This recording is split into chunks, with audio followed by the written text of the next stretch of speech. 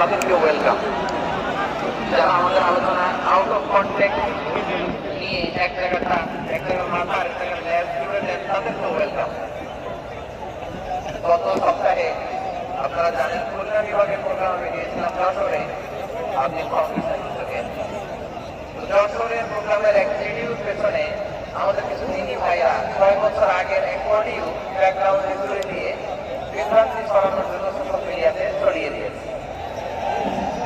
তো তাদের প্রতি আমাদের কোনো রাগ নাই, ক্ষোভ নাই, তারা হয়তো দিনই টাকাটা থেকেই করেছে, কিন্তু তারা হয়তো বুঝতে পারে না এই যে রিসেন্ট আলোচনার ভিডিওর পেছনে 6 বছর আগের অডিও জুড়ে দেওয়া, এটাকে বাংলায় বলে প্রতারণা। কি বলে? প্রতারণা, প্রতারণা।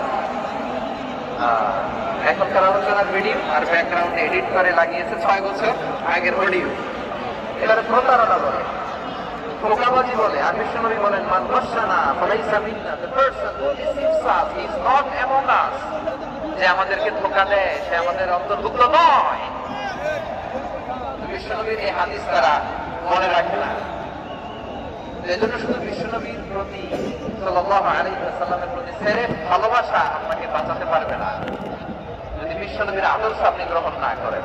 তার জলজান্ত প্রমাণ আবু তালেব বিশ্বনবীকে অনেক ভালোবেসেছেন আলাইহিস সালাতু ওয়াসসালাম। পলিটিক্যাল শেল্টার, ফিনান্সিয়াল শেল্টার, সব ধরনের শেল্টার তিনি দিয়েছেন, কিন্তু বিশ্বনবীর আদর্শ মানেন নাই। মুক্তি মিলবে? হ্যাঁ, আওয়াজ করে বলেন, আবু তালেবের কি মুক্তি মিলবে? সেরেফ ভালোবাসা আপনাকে বাঁচাতে পারবে। ভালোবাসার পাশাপাশি বিশ্বনবীর আদর্শকে মেনে নেওয়ার দরকার আছে না নাই?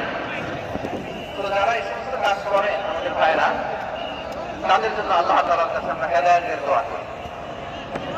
আবার আমি দেখেছি আমার গত সপ্তাহের যশোরের আলোচনার একটা লাইনকে কেন্দ্র করে আমাদের অনেক ক্ষুদ্র প্রতিক্রিয়া দেখাচ্ছেন। ওই কথাকে নিজেদের গায়ে টেনে নিজেদের গায়ে